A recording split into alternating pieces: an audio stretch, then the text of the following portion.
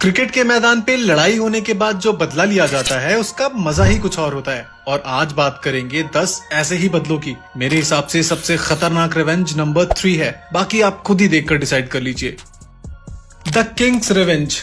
साल 2017 में एक T20 मैच के दौरान वेस्टइंडीज के बॉलर कैस्ट्रिक विलियम्स विराट कोहली को 26 रन पर आउट करने के बाद अपना नोटबुक सेलिब्रेशन स्टाइल करके कोहली को चढ़ाते हैं और ये सेलिब्रेशन विराट को बिल्कुल भी पसंद नहीं आता। और फिर 2 साल बाद वेस्टइंडीज इंडिया आती है और एक मैच के दौरान वेस्टइंडीज के 209 रनों का पीछा करते हुए रोहित शर्मा जल्दी आउट हो जाते हैं और फिर बल्लेबाजी करने आते हैं विराट कोहली। कोहली और राहुल अपने चिर परिचित अंदाज में धीरे धीरे पारी को आगे बढ़ाते हैं। इसी बीच कैस्ट्रिक विलियम्स विराट को स्लेज करने लगता है और विराट कोहली गुस्से में आ जाते हैं। अगले ही ओवर में विराट कोहली जेसन होल्डर पर अपना गुस्सा निकालते हैं और शानदार छक्का लगा देते हैं। मैच फिर से आगे बढ़ता है, लेकिन आज तो कुछ और ही होना था। विराट कोहली एक गेंद पर सिंगल लेने की कोशिश करते हैं, लेकिन विलियम्स उनके रास्ते में आ जाता है और विराट कोहली गुस्से में आग बबूला हो जाते हैं। विलियम्स सॉरी भी बोलता है, लेकिन कोहली गुस्से में आ चुके थे और अंपायर के काफी समझाने के बाद मैच आगे बढ़ता है और एक बार फिर से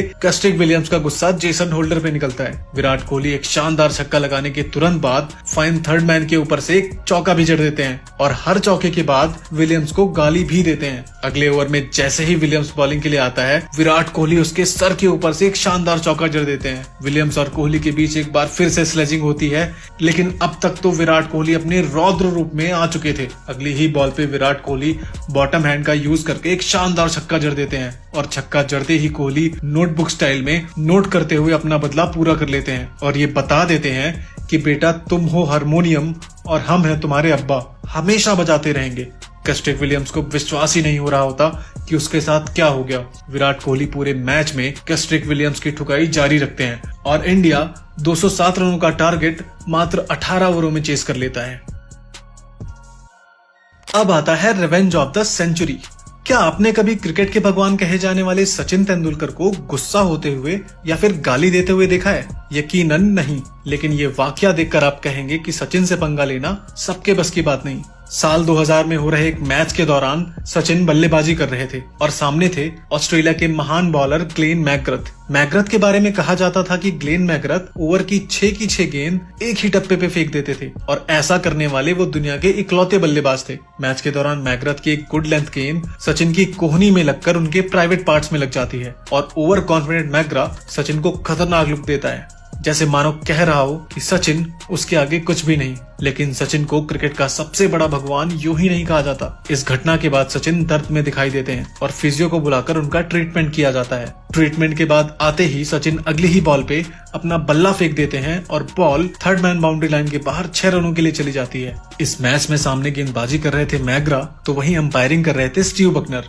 जिन्होंने कई बार सचिन को गलत आउट दिया था। खैर, सचिन ने खुद को सचिन ऐसे ही नहीं बनाया। ऐसे खतरनाक सिचुएशंस में खेलकर और खुद को साबित करके ही सचिन ने खुद को सचिन बनाया था। अगली ही गेंद पर सचिन ने अपने कदम बाहर निकाले और मैकग्रथ को जोरदार छक्का जड़ दिया। ये छक्का कम और थप्पड़ ज्यादा लग रहा था और मैकग्रथ के कंधे गिर चुके थे।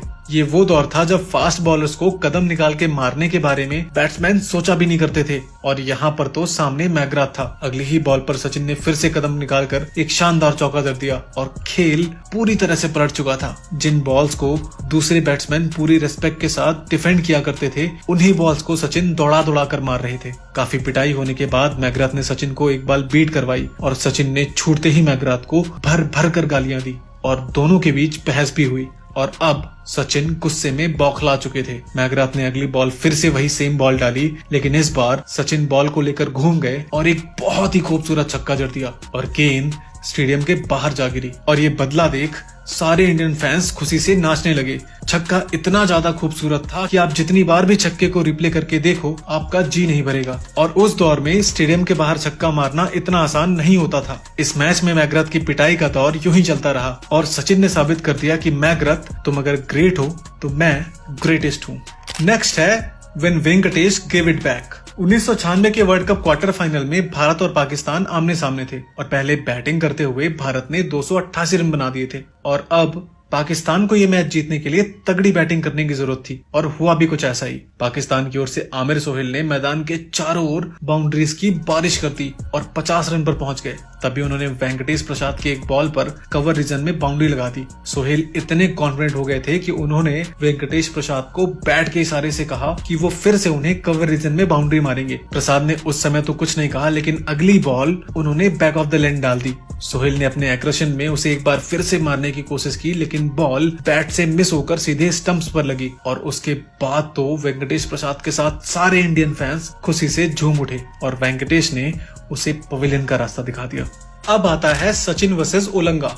एक दौर था जब वेस्टइंडीज की टीम भी अच्छा क्रिकेट खेला करती थी और ये टीम दुनिया की सभी मजबूत टीमों को कड़ी टक्कर दिया करती थी। उसी दौर में फास्ट बॉलर हेनरी ओलंगा भी जिम्बाब्वे की टीम में हुआ करते थे और अपनी घातक गेंदबाजी से दुनिया भर के बल्लेबाजों को परेशान किया करते थे। एक मैच के दौरान ओलंगा ने सचिन को 2 गेंदों में 2 बार आउट किया।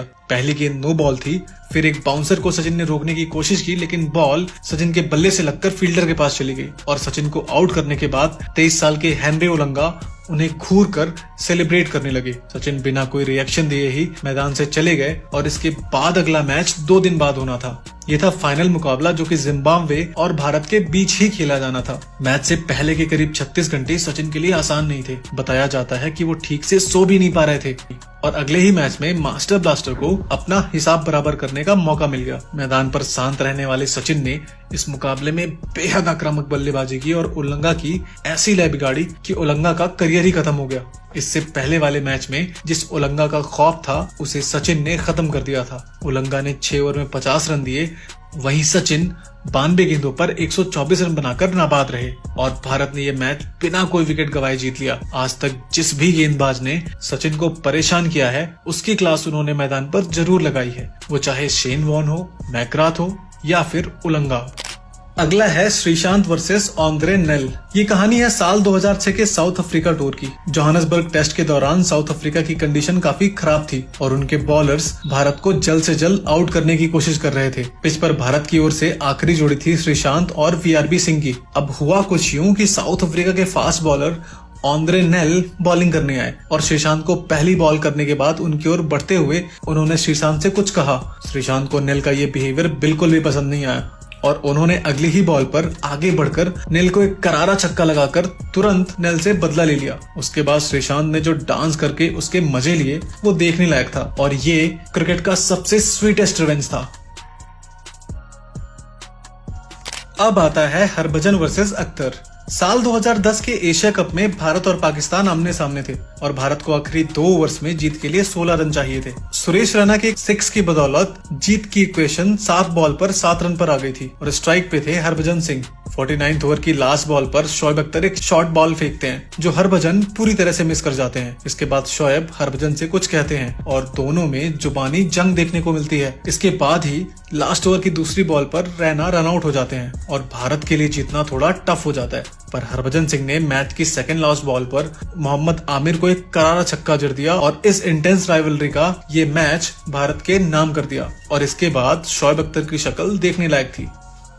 अगला है गांगुली वर्सेस फ्लिंटॉफ। फरवरी 2002 में जब इंग्लैंड भारत के दौरे पे आई थी तो शुरुआती 5 मैचेस में भारत 3-2 की लीड बनाए हुए थी, पर वानखेड़े स्टेडियम में खेले गए 6th मैच में इंग्लैंड जीत जाती है और भारत की जमीन पर सीरीज ड्रॉ करा लेती है। आखिरी विकेट लेने के बाद इंग्लैंड के fast bowler Andrew Flintoff Ganguly को चिढ़ाने के लिए अपनी शर्ट को उतारकर हवा में लहराते हुए सेलिब्रेट करते हैं। फ्लिंटॉफ का ये सेलिब्रेशन गांगुली को बिल्कुल भी पसंद नहीं आता और फ्लिंटॉफ गांगुली को गाली भी देते हैं। इसके बाद गांगुली बस बदला लेने का इंतजार करते हैं और उसी साल जुलाई में भारत नेटवेस्ट ट्रायंगुलर सीरीज खेलने इंग्लैंड जाता है और लॉर्ड्स के मैदान पर हुए फाइनल मैच में भारत इंग्लैंड को हरा देता है। इसके बाद लॉर्ड्स की बालकनी पर गांगुली जिस तरह अपनी दादागिरी से टी-शर्ट लहराकर सेलिब्रेशन करते हैं वो दिखाता है कि बदला कैसे लिया जाता है और ये इंडियन क्रिकेट हिस्ट्री के गोल्डन मोमेंट के तौर पर याद किया जाता है। नेक्स्ट है सचिन वर्सेस अफरीदी।